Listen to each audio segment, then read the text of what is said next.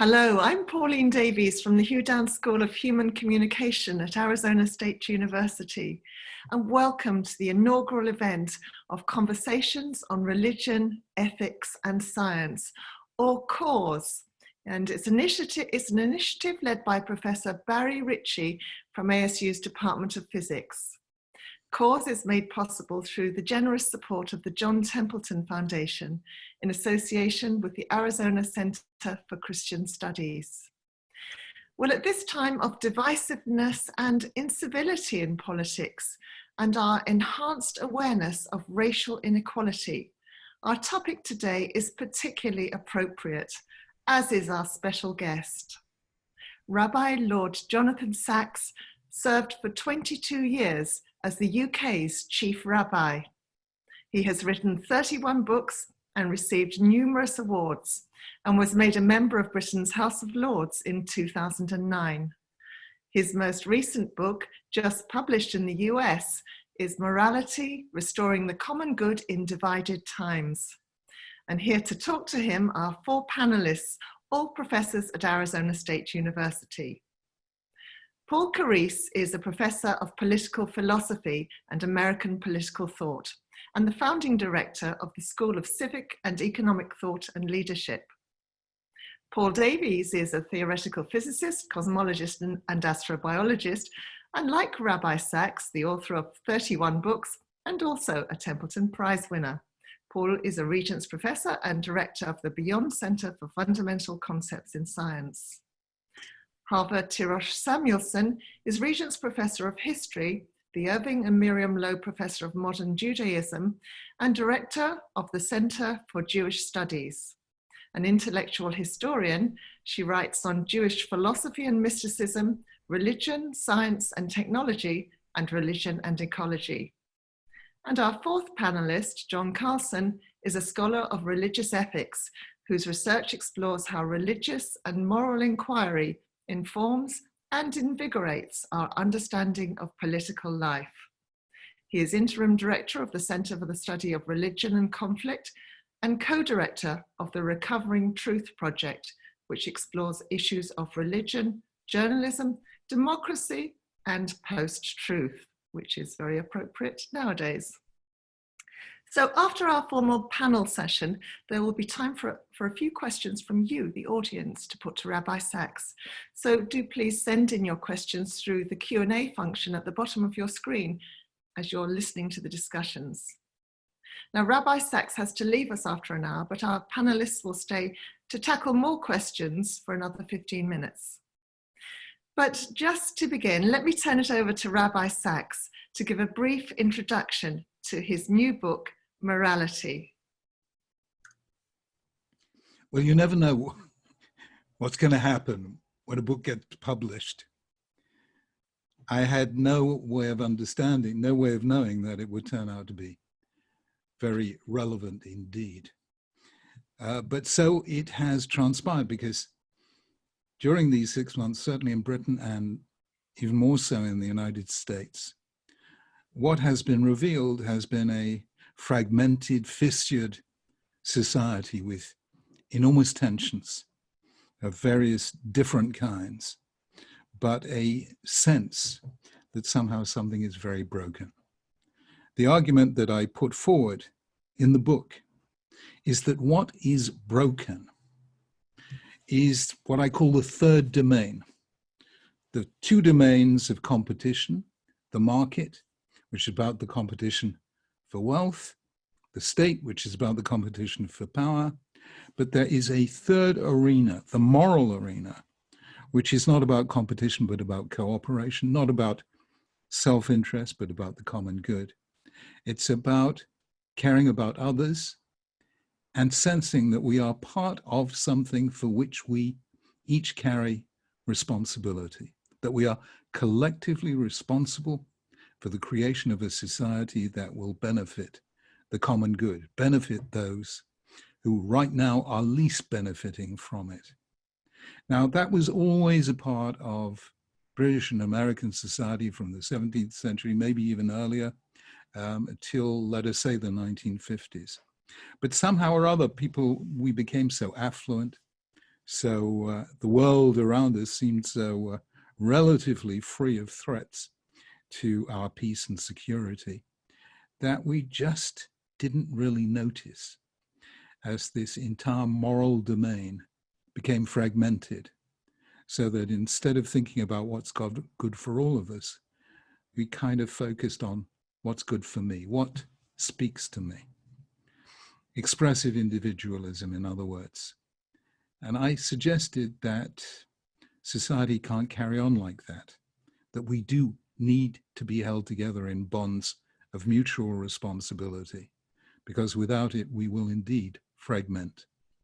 Well, that was a kind of conceptual, theoretical possibility when I wrote the book, but almost as soon as I'd finished, it became a very visible reality that we've lived with for the last 6 months and may well live with for the next 10 years.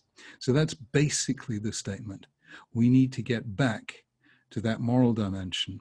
We need to move back from a society that focuses only on I to one that focuses also on we.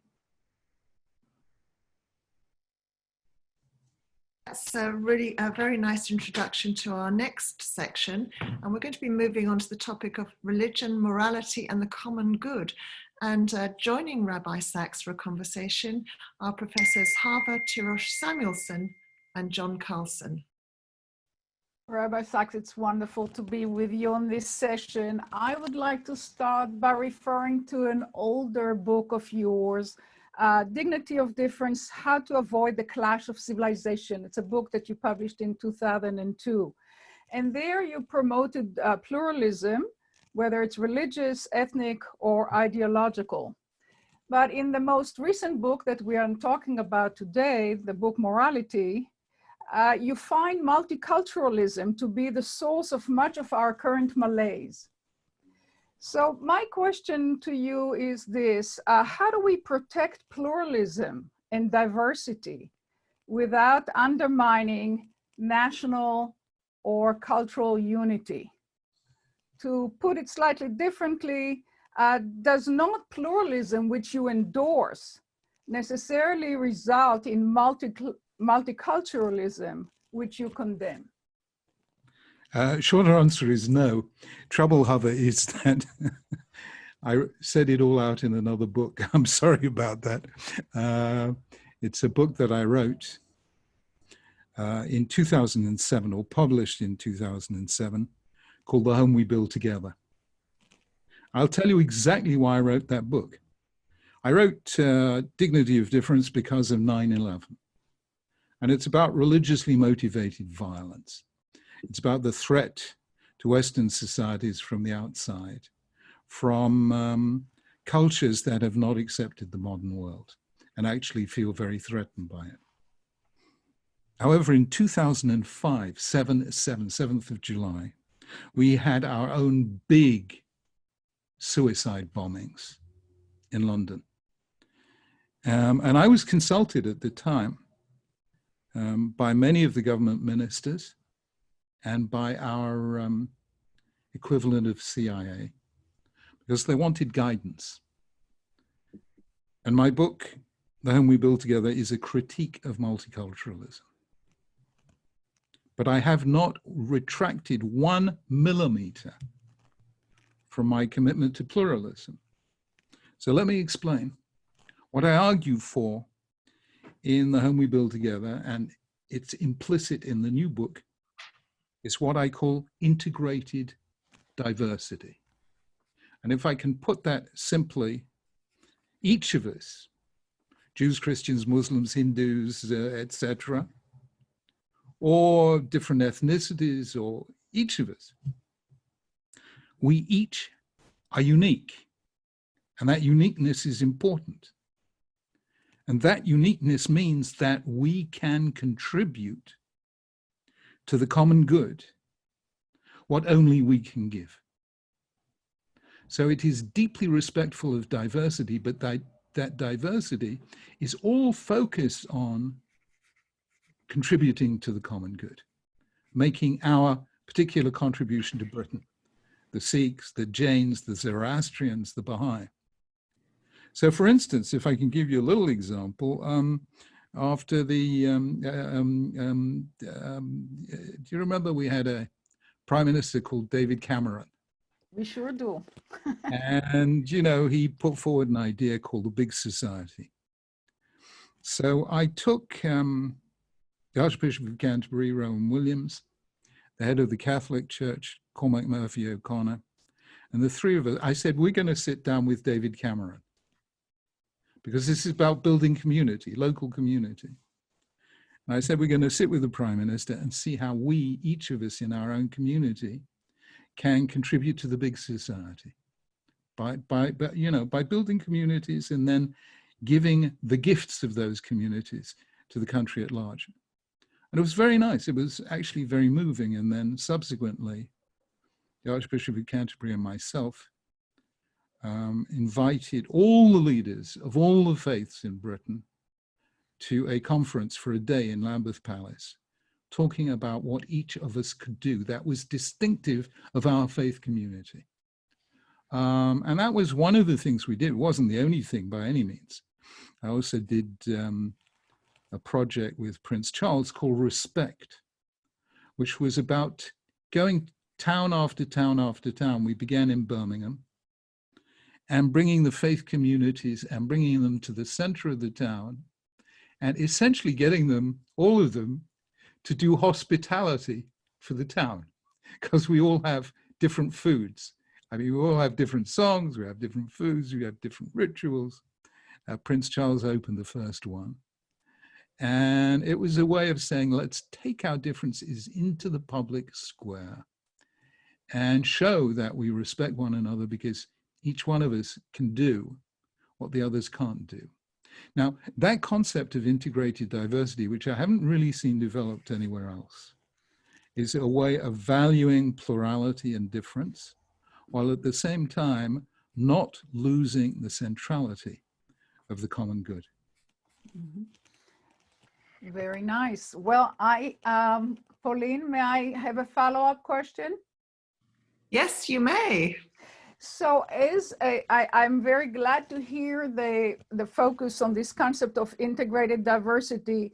As a Jewish religious leader and theologian,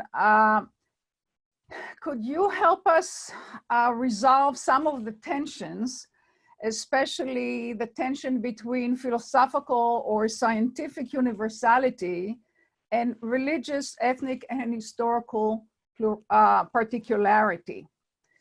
Okay, I'm going to say, oh, sorry. Yeah, kind of what can we learn from Judaism about this fundamental conundrum between universality and particularity? Let me tell you a little story, which I find absolutely mind-blowing. It's contained in Exodus chapter 1. Pharaoh has summoned the midwives, Shiphrah and Puah, and said, look at the child, all the children that are born, and if they're male, then kill them. Now, Shiphrah and Puah, says the Bible, feared God and did not do what Pharaoh said. This is the first recorded instance in history of civil disobedience. When people look for a source for civil disobedience, they go to Thoreau in the 19th century. I go to Shiphrah and Puah a lot earlier than that. Now, what's really interesting, and it's point made by our commentators, by Abarbanel and by Shadal Luzzatto, is that they say, who were Shiphrah and Puah? Were they Israelites or non-Israelites? And the answer they give is that they must have been non-Israelites, because Pharaoh would never have asked Israelite midwives to murder children of their own people. So these were non-Israelites.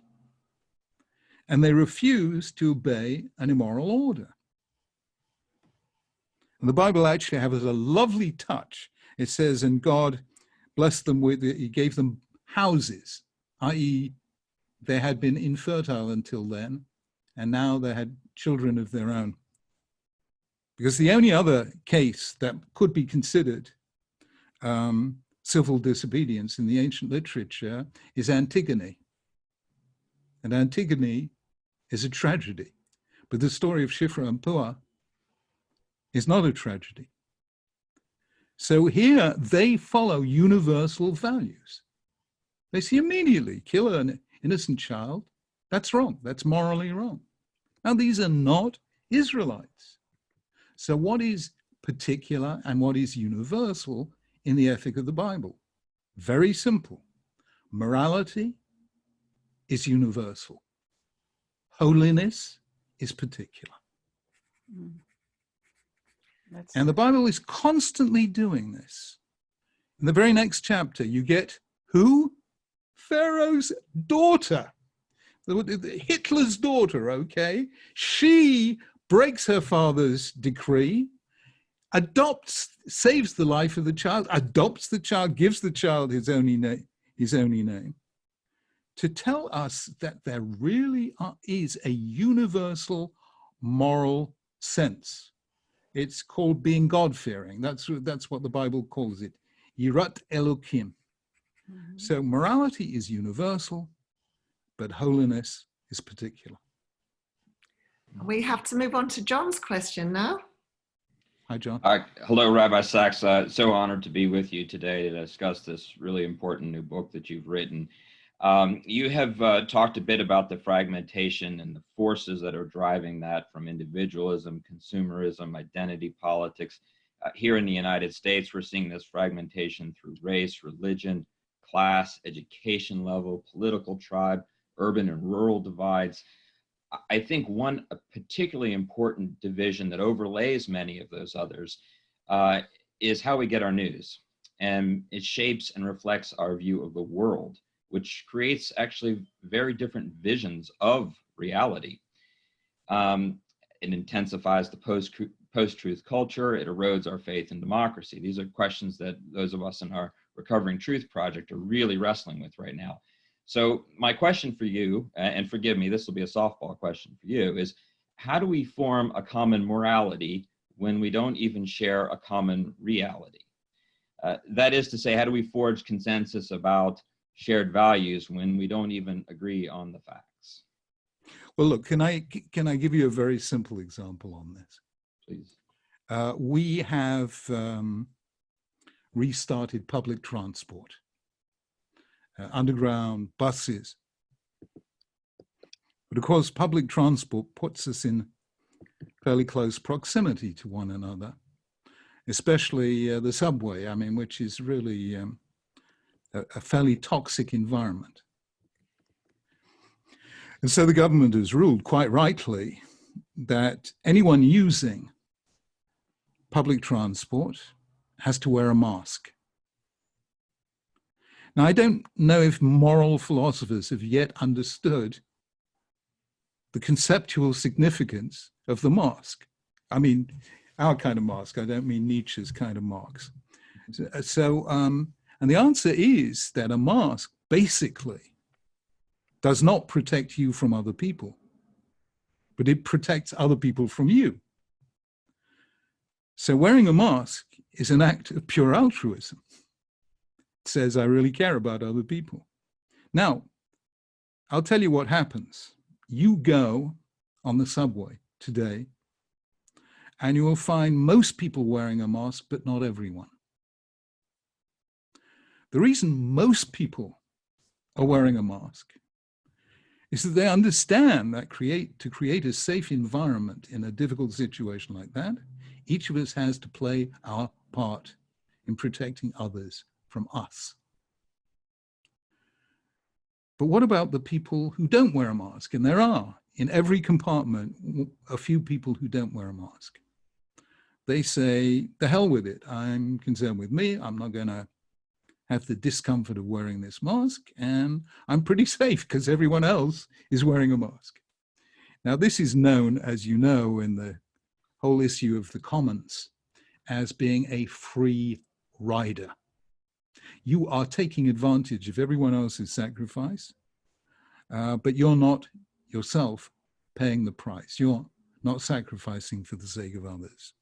Now, the difference between other regarding behavior and free rider is so basic that even animals understand this. You don't need advanced. Look, I mean, obviously we're all going to go to Arizona and learn this stuff, but I mean, even if you're a social animal who is not yet human, you work this stuff out because animals do not like free riders.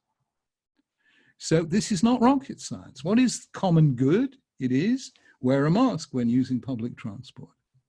And sometimes I think we make life terribly difficult for ourselves by dealing with the higher reaches, which are genuinely difficult. There's no question. There is more than one vision of the good life, and nobody can deny this. It's what Isaiah Berlin taught us, you know, incommensurable life forms.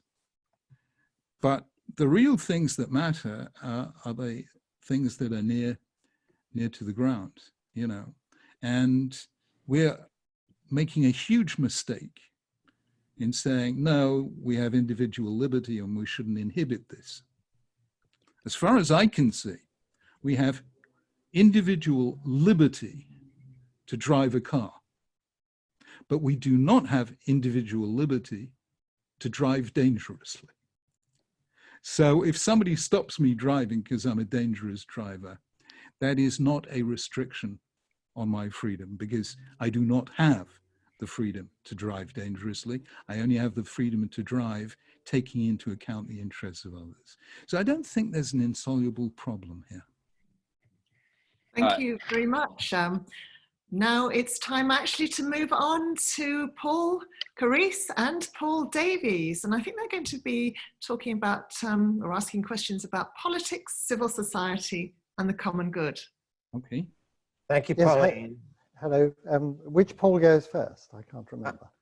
I'll start, Paul. Rabbi Sacks, thank you so much for this book. It's a great gift, a timely gift right now. And thank you for this conversation.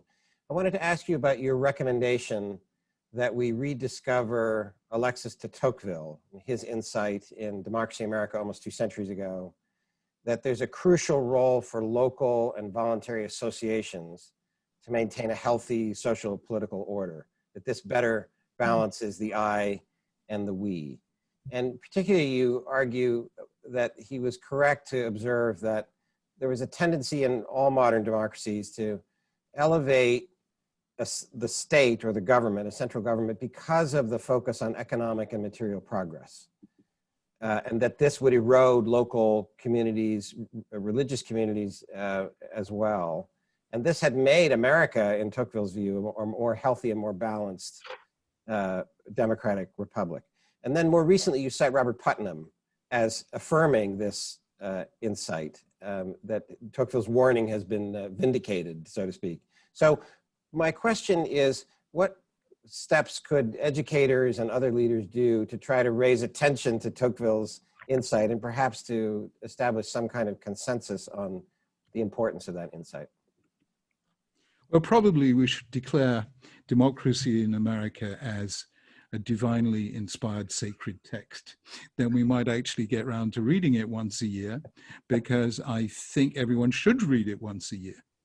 I came to it rather late in life, because the philosophy degree that I didn't have any political philosophy in it at all. So I came late in life, and I just fell in love with this man. You know, it's such an insightful book. And what he's saying essentially is, for democracy to work, each of us has to do part of that work. We can't leave it all to the government. And it actually occurred to me that if you look carefully in the Bible as well, in the first book of Samuel, chapter 8, where the people come to Samuel asking for a king, and God says, you know, tell them what's going to happen. Tell them how many taxes they're going to have to pay, all the rest of it, big state and so on. And Samuel tells the people just how much of their liberties they're going to give up by creating this highly centralized monarch. And I suddenly realized that what the Bible is saying at that point is there ought to be limits on the size of the state.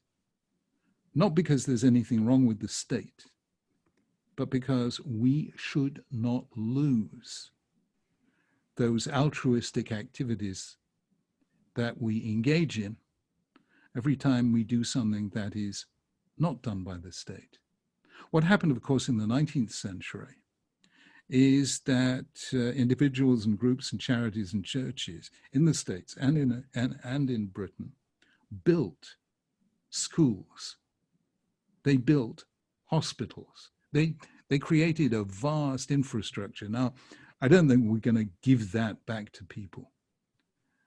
But what Robert Putnam tells us on the basis of a lot of research is that the more you engage in altruistic activity, the more you do, in fact, contribute to the common good.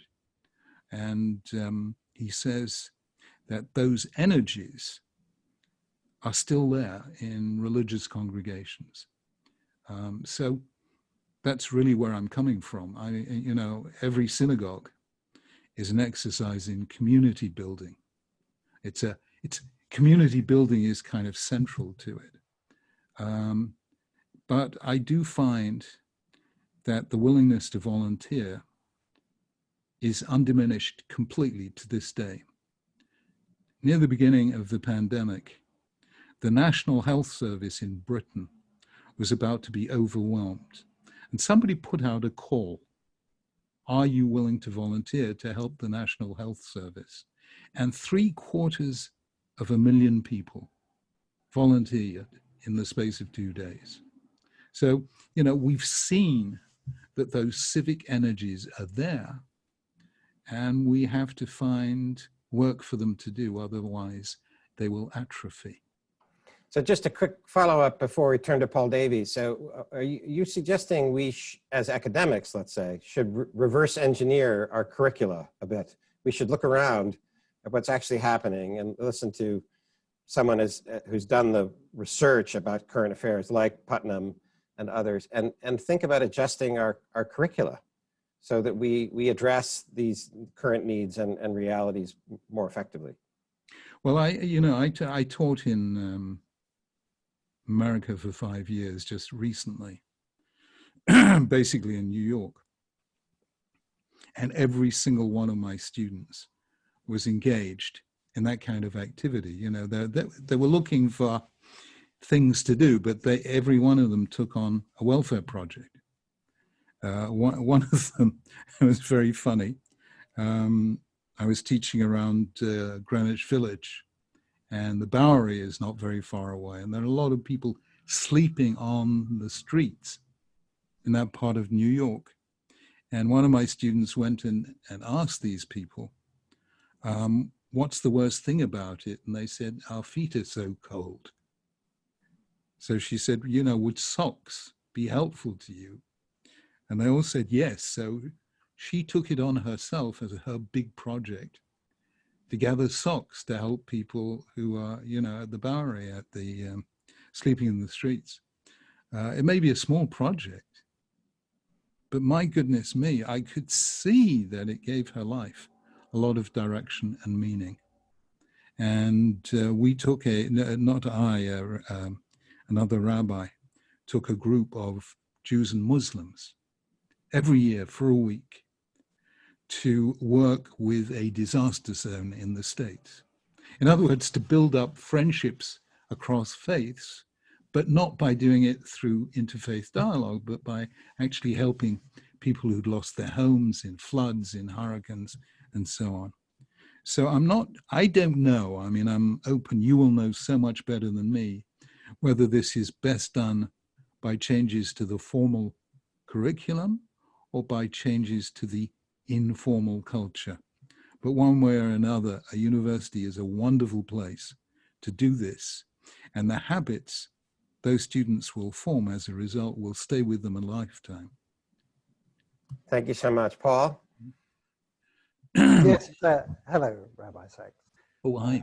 I'd like to pick up where your conversation with Hava left off, with your term integrative diversity, because as I was reading your book, I thought, well, can we point to a part of the world where people are making an effort to put the we and I back into balance? And it occurred to me that the European Union, I've always been a very strong supporter of this, is a great example of at least an attempt to do this. Here we have a continent riven by war for centuries, and all these nations, nearly 30 nations, deciding to come together, not through conquest or revolution, but voluntary association to closer and closer integration while retaining their diversity. I think it's one of the great success stories of the post-war years. But of course, as you well know, it is now threatened by Brexit and other forces pulling in the opposite direction. So sitting there as you do within the British political system, can you give us your perspective on the European Union? Is it a speed bump on the road? Is this a success story? Or is it headed for oblivion? The European Union is everything you say it is. It's one of the greatest efforts ever to say we have fought 2 world wars in the past and many other wars before then. Let us so join our destinies that such things will become impossible. And I think one has to stand and salute that, whatever your view on Brexit is and so on. So the European Union is a major, major achievement. The real problem is actually Britain, not the European Union. Britain never could decide, are we part of Europe, or are we part of that association with whom we fought in World War II? Do our destinies belong together with America and the Commonwealth? And that indecision has been part of Britain's thing since the very beginning. I mean, almost since the 1950s. You know, the British attitude towards the European Union has been ambivalent all the way through. As far as Britain is concerned, the other thing is Schopenhauer's wonderful question, which is what do porcupines do in the winter? If they stay too far apart, they freeze. But if they come too close together, they injure one another with their spikes. So Britain never could work out how much is too close and how much is too distant. And the end result is that nobody quite knows where we're going, what we're doing, or where we're going to end up. Is that fair, Paul, or am I doing a disservice to my beloved country? No, I think I agree with pretty much what you say. I happen to be an anti-Brexiteer, but we're not going to get into my politics here, because I wanted to pick up on another theme that I found amusing in your book, which was your reference to cricket and the set of values that sort of revolve around what's cricket and what's not, and something that's cricket is what a decent fellow might do or believe in. And as you know, I'm talking to you now from Australia, where I'm a sort of COVID refugee, and this is a cricket crazy country. And the values here are really starkly different to both the United States and the UK, because one of the national characteristics is something called mateship. You look after your mates. And it's very ingrained into society, and you notice it. So when the COVID-19 restrictions came in, the Prime Minister came on television to say, why would you obey these restrictions? Well, this is Australia. In Australia, you look after your mates. And the very same day, there was a quote from a student in Florida who was objecting to these same restrictions, saying, this is America. In America, you do what you want. And it seems to me that the conjunction of these two comments really rather precisely points out the different attitudes in different countries, mateship on the one hand and rugged individualism on the other. I'm not making a judgment as to which is right and wrong, but this is an emblem of the I-we tension. And I wonder if you have any comment on the Australian way of doing things. Paul, you could not be more correct. Cricket is Britain's single greatest contribution to moral philosophy. It is a wonderful form of moral education and always so functioned within the British educational system. And it was, and I hope still is, an incredibly civilizing force. It certainly involved teaching people to look after their mates and not to let the team down. And I'm only sorry that things got a tiny, tiny bit more aggressive since then. The 20 overs and the floodlit stuff, and it's not quite what used to be.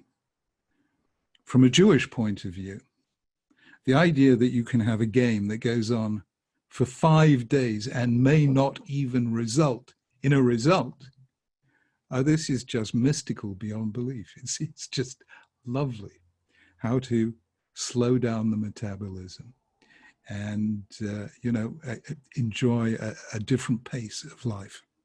So there we are. Let us add to the university curriculum not just Tocqueville's Democracy in America, but some practical tuition in the art of cricket. Very much. The two Pauls, Paul CORES and Paul Davies. And now it's really time to move on to some of your questions from the audience. And if you do have some questions, don't forget to send them through to us. There's a little toggle at the bottom of your screen. So let's start with, we've had so many coming in. Here's one from Bradley Greger, and he says, how is the common good defined? And who defines the common good? My book uses the concept of covenant. And covenant is actually something that any society defines for itself. And that really is what the first Puritans did when they came to the United States. They, as it were, agreed that they would pursue certain ideals and that would shape the country and the society they wanted to build. And they pledged to one another a commitment that they would do just that. So a covenant society is different from any other because it is based on moral values. I mean, every society has moral values, but only a covenant society is actually built on them. And those values are stated, obviously, in the Declaration of Independence. We hold these truths to be self-evident, that all men are created equal and are endowed by their Creator with certain inalienable rights, including life, liberty, and the pursuit of happiness. Abraham Lincoln repeats them in the Gettysburg Address, dedicated to the proposition, etc., etc. New birth of freedom. And this is what G.K. Chesterton was referring to, I think very unfairly, when he derided America for being a nation with the soul of a church. America was a nation defined by certain moral commitments. And those commitments have force because people came together and signed a document saying, we commit ourselves to these things. So the common good does not depend on some philosophical proposition. It does not depend on some religious revelation. It depends on what the Declaration of Independence calls the consent of the governed. And that really is what a covenant society is. Right, well, here's another question, and I think it can follow on.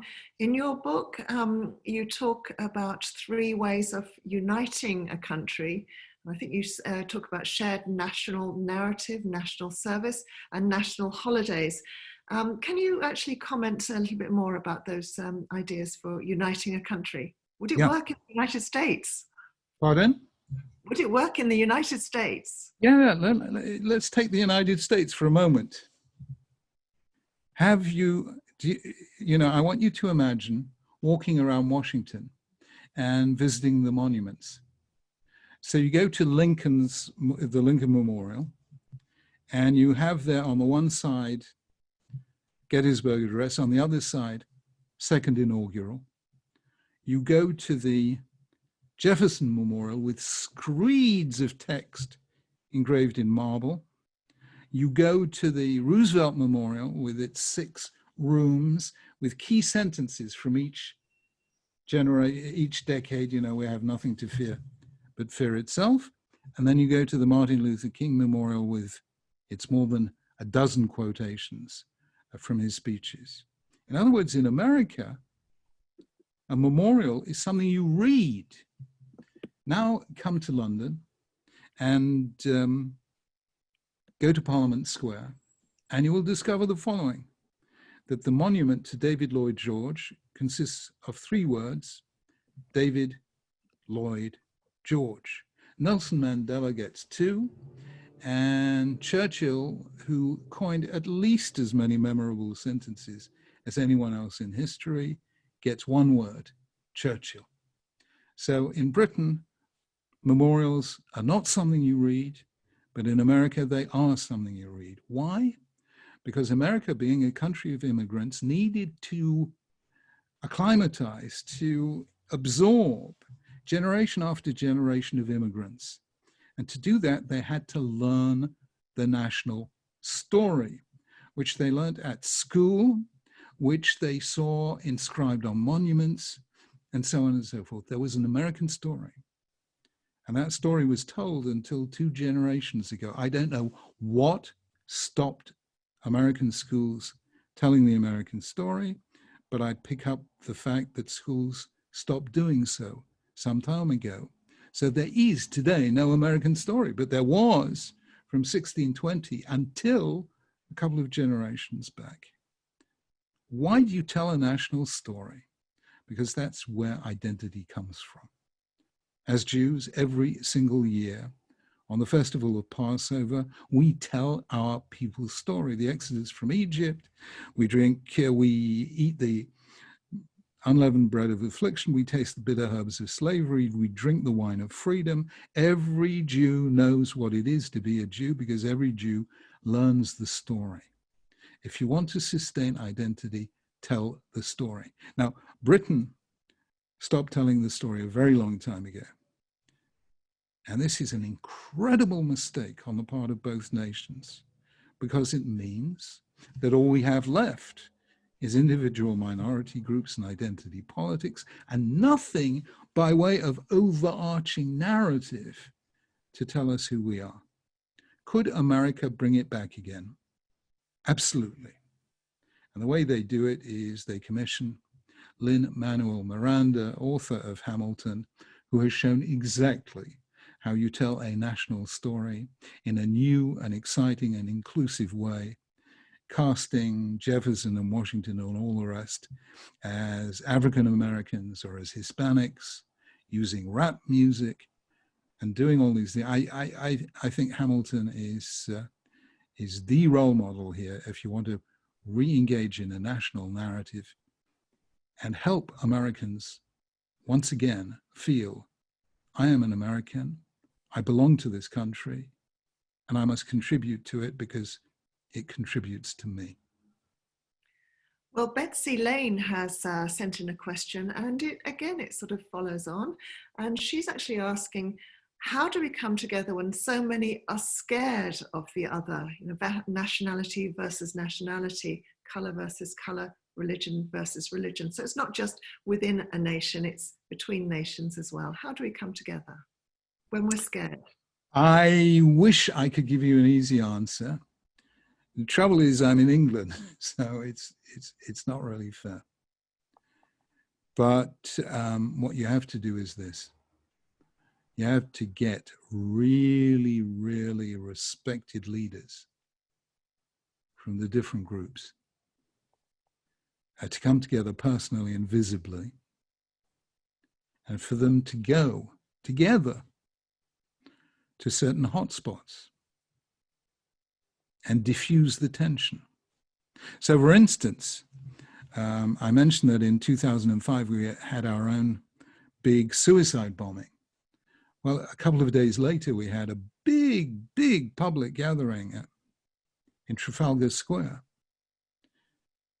And the leaders of all the faiths just came on together and stood together as we spoke and we sang and we helped the people go through their grief. Now, somebody should have done that in Portland, Oregon. Somebody should have done that in Kenosha. Groups of people, Christian leaders, Black leaders, all the minorities should have come together in a sign of collective grief.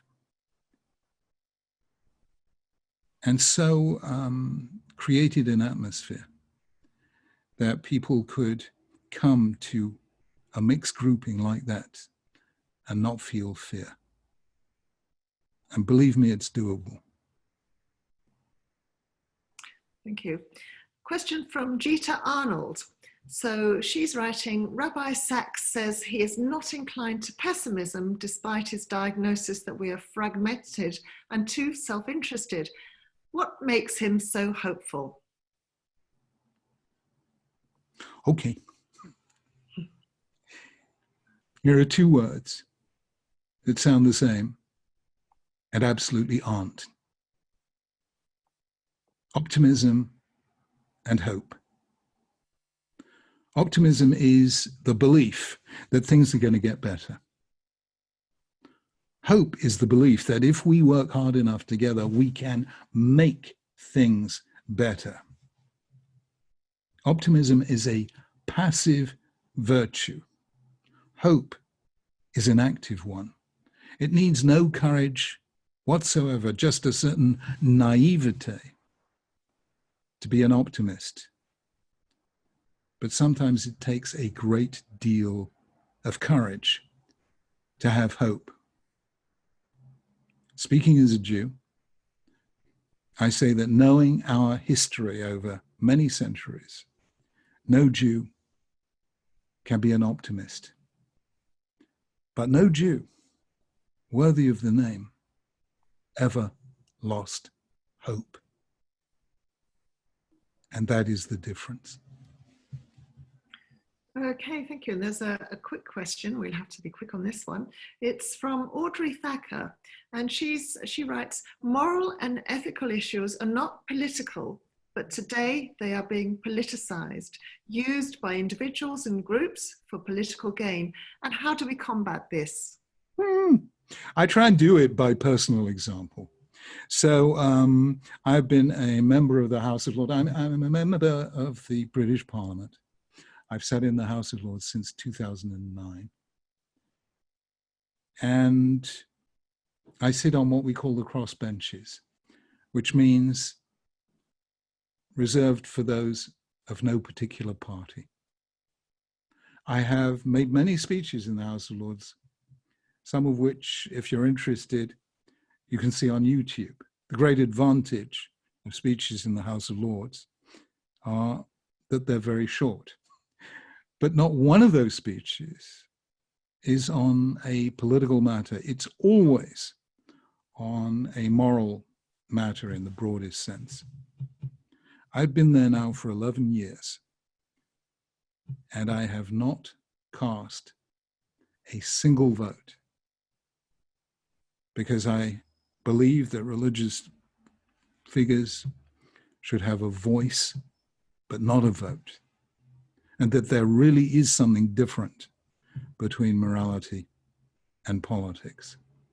So I agree with you. Some people confuse the two, and it's very dangerous to confuse the two. But I've simply kind of tried to show by personal example what it is to be able to speak in moral terms, in Parliament, without ever straying into party politics. And thank you very much, Rabbi, and the audience for those questions. And we're going to turn back to our panelists now. We're going to have all four of them. And the issue they're going to address is, what can we do now? And who wants to ask the first question? Should I go ahead? Because it picks up exactly where Rabbi Sacks just left off. The biologist E.O. Wilson has said that we have Paleolithic emotions, medieval institutions, and godlike 21st century technology, and that this is an unhappy mix. Well, we can't really change our emotions, and we can't roll back the technology, but we can look for new institutions. So given this crisis that you reflect on in your book, and given that you've just been talking about the House of Lords, indeed a medieval institution, can we come up with new institutions to repair some of the damage you've been talking about? It's entirely conceivable that we can, that what we're doing right now by electronic communication can create, as it were, new forms of parliament or public conversation. But personally, I would vote for the renewal of an old one, not the creation of a new one. And that is the university itself. Oh, yes. Somebody once said, very wise thing, that of any institution, don't ask what it does, ask of what conversations is it the arena.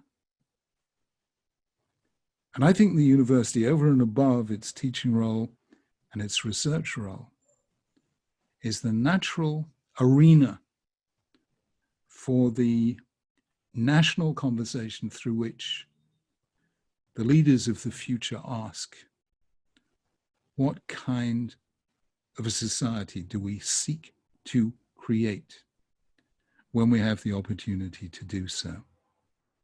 And that would breathe new life into the university, and I think breathe new life into America and Britain.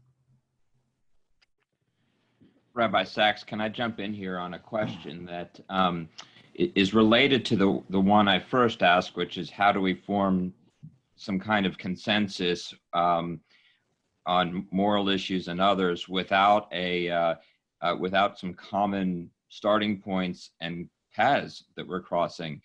And your friend and colleague Michael Sandel has been writing about the great divide between the universities and the products of universities, those who have college educations and those who don't, who look quite differently at universities or never come in contact with them.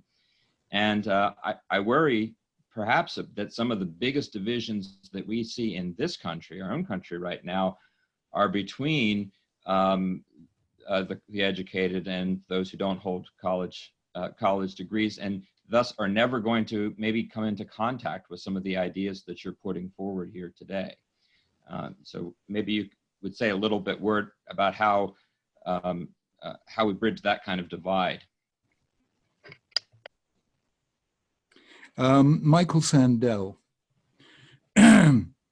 is a superstar in China. I'm sure you're aware that over 30 million people in China have followed his Justice 101. And what Michael does at Harvard, which is what thrills the Chinese so much, is he walks up and down the stage of this wonderful Harvard lecture hall and engages the audience in conversation. In other words, Michael Sandel is Socrates. And if Michael Sandel can communicate with 30 million Chinese, I think that kind of academic, that the great academic, but who is capable of simplification, this could well be a new role for the university. Because once you talk about this kind of access to great ideas, you are in fact opening up the university not to the 20-year-olds, but to the 40 or the 60-year-olds. And many of those 40 and 60-year-olds are actually very, very bright, but they never had that chance before. The thing that told me that there is a huge hunger for ideas is, I'm sure you know about this, the enterprise called TED. TED makes ideas really exciting and finds a way of spreading them right around the world. So that is one half of an answer. The other point, though, that Mike is making and will make in his new book, it hasn't come out yet in Britain, is meritocracy. That somehow meritocracy creates this fundamental divide between the more and less intellectually gifted and so on. And of course, he's entirely right to raise the problems of meritocracy. And we just have to find other ways of recognizing talent and contribution that is not necessarily intellectual, and to give it some kind of public recognition. Not quite sure how you do that. Well, as the COVID pandemic has certainly helped many of us to appreciate the value of those who are continuing to keep our society moving, and providers. I think that's one way. Thank you. And you know what happens in Britain. I'm sure you do the same thing in the States. You know, for months, every Thursday at 8 o'clock in the evening, you know, everyone came out of their houses and just applauded those workers, the health workers, and the many, many other people. So I do feel that we were, for the first time, really recognizing the people who tend to be unseen and unthanked. Well, we've really not got time for any more questions to Rabbi Sacks, because he's got to leave us in just a couple of minutes. So I want to thank Rabbi Sacks for joining us, because it's been a fascinating discussion. And thank you to our 4 panelists. I mentioned Rabbi Sacks has to leave us now, but you, the audience, don't go away, because though we're saying goodbye to Rabbi Sacks, our panelists will be addressing more of the issues that you've put to us. And I've got a first question here. So goodbye, Rabbi Sacks, and I hope you're going to be able to join us in real life at ASU before too long. As soon as possible. So exciting. Thank you. Thank you so much. Thank you. Thank you. Okay, so we've had so many more questions for Rabbi Sacks, but unfortunately he has to leave us. So let's go to a question to the panel from Scott Jones. And this is, how do we develop a public, theologically and spiritually informed morality in the wake of populism on the left and right, which seems to be committed to a renewed sense of tribalism? So who's going to address that? Is that Harvard? Yeah, okay, I will try to do so. It's an excellent question, and my answer would be by teaching intellectual history. In other words, if we approach it from an historical perspective, then you don't get into the politicization of morality, as a person indicated in one of the earlier questions.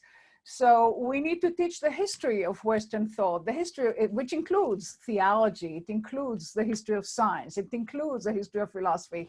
And our problem has become evident in a certain kind of poverty, a poverty of our historical awareness. And we need to revive that. And that means a kind of a traditional approach to learning in some ways, but I think it actually enhances the quality of the university.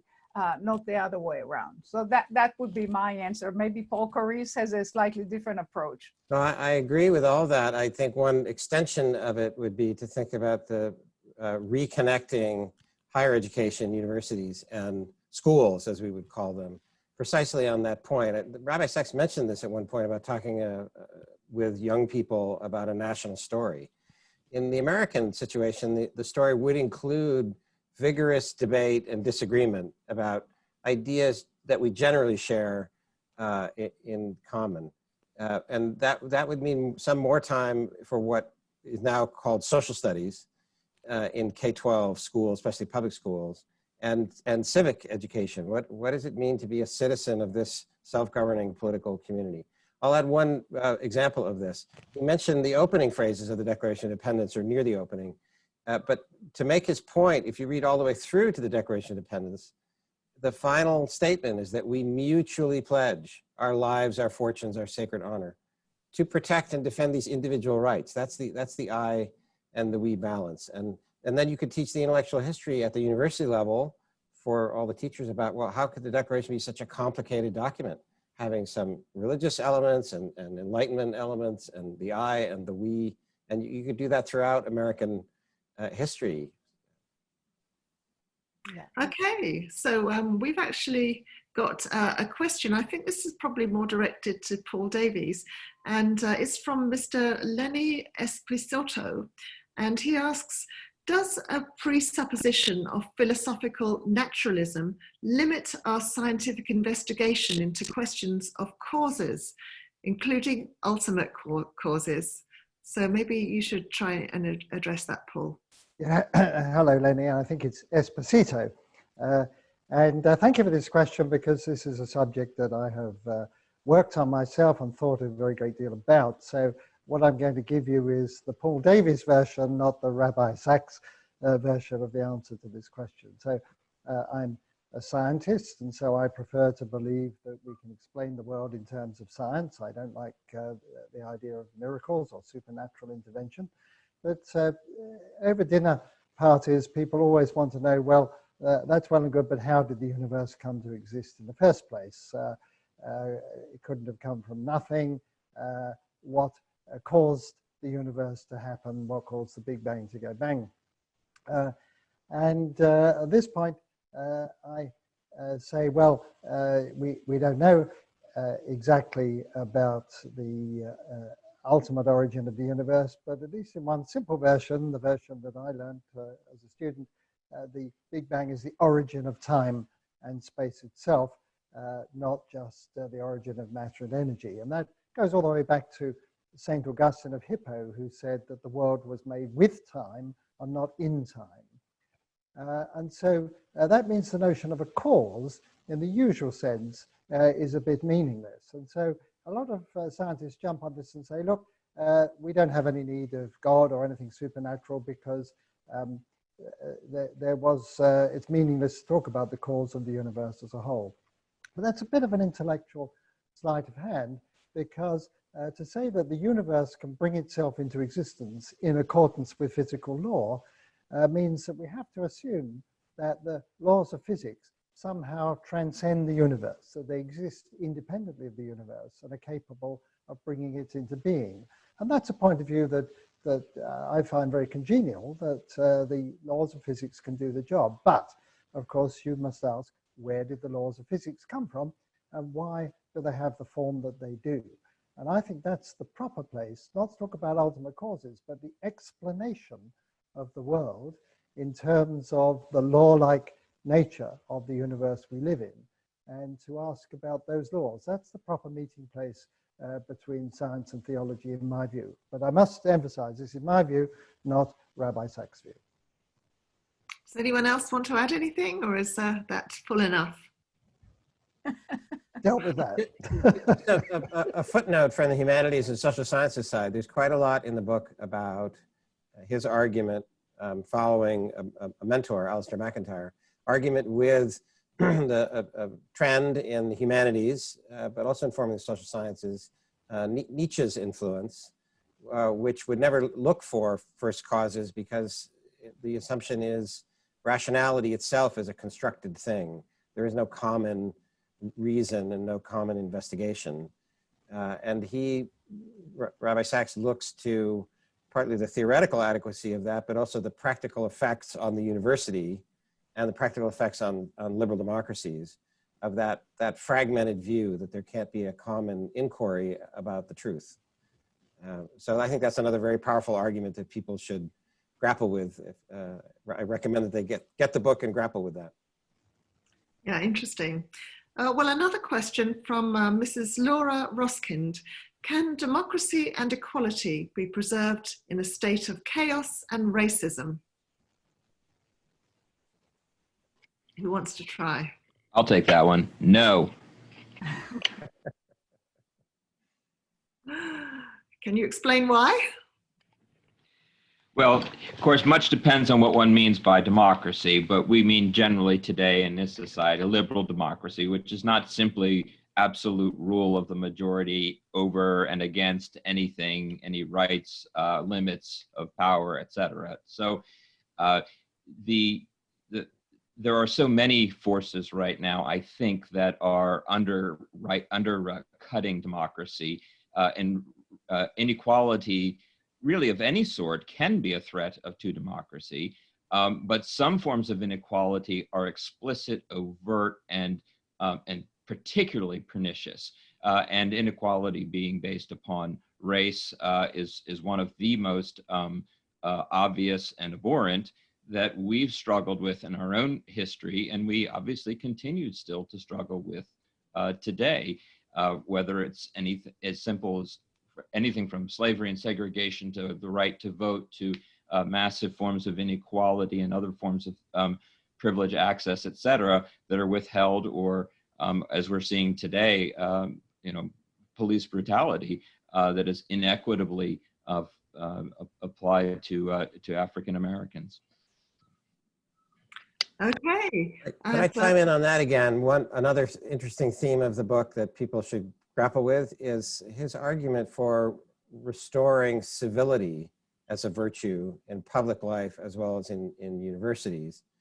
And as I was mentioning, that can happen in schools as well, so that if by chaos, the questioner means in part polarization, the angry discord that we have in all dimensions of public life. John's leading a project right now about the media and journalism, coping with that. Part of the chaos is a turn toward the moral condemnation of people who disagree with you about a public policy question, about how to frame a public policy question, about how to discuss it. If people disagree with you, they must be morally bad, or they've got bad motives. And it can be true in a liberal democracy that there are some people who, that we would say that point of view is really outside any acceptable parameters of discourse. But it's now happening everywhere all the time. And we sort ourselves into little morally righteous tribes is the term that the rabbi uses in the book. So universities could be a model, I think, of restoring some intellectual diversity, some intellectual tolerance, where we have to reasonably argue with each other and learn to listen to each other and respond with reasonable arguments. That would help, I think, to deal with the wider problem of chaos in liberal democracies. And here's another question about universities. So this is from Jonathan Hoffer, and he says, Rabbi Sacks suggests the revival of the university. Can this institution be regarded ever as a more universal type of university? A universal institution. Do you think we could get one ever? Can we ask the person who posed the question to elaborate on the meaning of universal? What does universal mean? 100% access of everybody. Where is the universality? In access, in admission, in what? I don't know. I don't know if he's on the line. No. No, I was thinking it would be more global, actually, but. Well, whilst we're waiting to see if we get some elaboration, I'm sure that we all share the experience. Universal in value. Yes. Or universal in. Okay. Yeah, that goes to the heart of what this conversation with Rabbi Sacks is all about. When he states that morality is universal, that gets a bit tricky, especially in a postmodernist environment. That assumption has been challenged. So I think we all need to grapple philosophically and morally with the implications of postmodernism. And I don't know that the book does it as much as I would have liked to see, because certain aspects of the postmodernist critique are correct, and postmodernism created a lot of vibrant conversation that could not have been feasible before. Before, women were excluded, the Jews were excluded, Muslims were excluded, and so forth. So the diversity brought about by postmodernism actually undermines some of the assumptions about universality of morality. So I think we need to get deeper into those questions and come up with a philosophical response to postmodernism that could serve us better in the 21st century. So maybe Paul CORES, maybe you have a way to kind of think along those lines with me. I think that's the challenge of the 21st century, how to articulate a postmodern environment that enables us to do exactly what Rabbi Sacks wants us to do, integrated diversity, to be different and equal at the same time, to be respectful of the other while keeping our differences intact. How to do it successfully, that's the challenge. And I'm not sure that we know how to educate people morally to accomplish that challenge. So what would be moral education in the 21st century university? That's for us to decide. Yeah, I saw John leaning forward, so I'll just be brief. I think that the challenge would be that universities have sorted themselves so that many universities have orthodoxies of viewpoint in the social science and humanities. And I would say the predominant one in most universities and colleges is the Nietzschean perspectivalist view, or then the social sciences fleeing from any questions of value and just becoming branches of mathematics. So if there were more intellectual diversity in universities and colleges, that would achieve a kind of universality of conversation, a kind of healthy heterodoxy. But John was leaning forward a minute ago. So. Well, I'll add by stepping just maybe a foot or two beyond the university. I really liked Rabbi Sacks' I think it's an aspirational view, articulation when he says, you know, holiness or piety is about the particular, you know, morality is about the universal. I quite agree that we have a number of forces, some generated within the university and academia, that have really impaired our ability to understand and reach the universal. That said, it's also the case that it's brought some awareness that what we have at different points thought was a universal common good was not necessarily a very inclusive vision. That was a conversation or a notion of the good that was formed without certain people who were participants, without certain perspectives and views. So I think we probably on this call all share an idea that there ought to be a very robust, even what's sometimes called an agonistic view, which is nobody gets a kind of privileged starting point to be part of that conversation, but everyone can be part of it, and the conversation has to continue. And we do that in political and national life. Particularly, we do it through political rhetoric, we do it through elections and campaigns, particularly healthy elections and campaigns and political activism, and we're suffering from not being able to have some of those really deep, rich conversations, and guarded by sort of the handrails of civility that are necessary for us to think about this being all in this together as part of the unum, not just the pluribus of e pluribus unum. Right, well, we've got just time for one last very quick question and answer, and this is from Andrew Briggs. And he says, how can the findings of science help us towards shared moral values? And I know that it deserves a longer answer, but we've only got a couple of minutes. This question is for Paul Davis. Yes, that's right. Well, and Andrew is of course an old friend, and then the question is, can scientists sort of come up with a universal system of moral values? And some biologists have tried to do this by appealing to Darwinian principles or evolutionary psychology and so on. I think what you end up with is a sort of rather basic set of moral values, like it pays to be nice to each other and to mostly tell the truth and so on. I haven't seen much evidence that it really helps with some of the difficult things we've been talking about, like the I-we, the tribalism, the degeneration of democracy, and so on. I can't imagine that we would say, well, some particular, like the Royal Society or the National Academy of Sciences has come up, with the following list, a bit like the American Bill of Rights, and this is the definitive moral code, and you'd better stick with it. So it provides us with a framework, helps us to understand human beings and their feelings, but there's still a lot of gaps, I think, left. Okay, well, I'm so sad that we've run out of time. And if you've enjoyed our chat, do look out for more of our conversations on religion, ethics, and science. So it just remains for me to thank you all once again, Professors Harva Tirosh Samuelson, Paul Davies, John Carlson, and Paul CORES. And thanks, of course, to you, our wonderful audience. And I'm Pauline Davies.